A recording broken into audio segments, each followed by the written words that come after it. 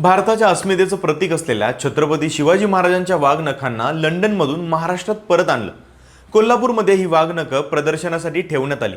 याचा शिवप्रेमींनाच नाही तर अवघ्या देशाला आनंद झाला। पण हा आनंद एका दिवसात वादात बदललाय। नेमकं कशामुळे ते सांगतो। तर कोल्हापूरच्या छत्रपती शाहू महाराजांच्या जनशताब्दी वर्षानिमित्त ही वाघनखं खास लंडनच्या व्हिक्टोरिया आणि अल्बर्ट म्युझियम मधून कोल्हापुरात आणली होती।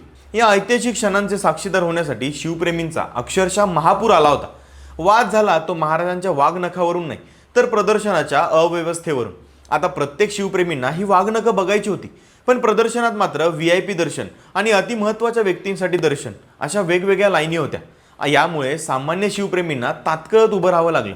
काही शिवप्रेमींनी असा आरोप पण केलाय की या प्रदर्शनात इतिहास आणि अध्यात्मापेक्षा राजकारण आणि VIP संस्कृती जास्त दिसली। प्रदर्शन स्थळी कोणतीही योग्य माहिती नव्हती, वाघनखं व्यवस्थित दिसत नव्हते, क्राउड मॅनेजमेंटही व्यवस्थित नव्हतं। आता इतक्या महत्त्वाच्या ऐतिहासिक वास्तूसाठी इतकी ढिसाळ व्यवस्था का, असा प्रश्न शिवप्रेमींकडून प्रशासनाला विचारला जातोय।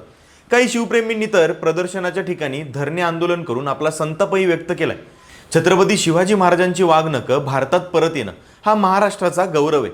महाराजांचा इतिहास हा जनतेसाठी आहे, केवळ VIP लोकांसाठी नाही, अशी प्रतिक्रियाही उमटते। याबद्दल तुम्हाला काय वाटतं कमेंट करून नक्की सांगा आणि अशाच माहितीसाठी लगाव बत्तीला फॉलो करा।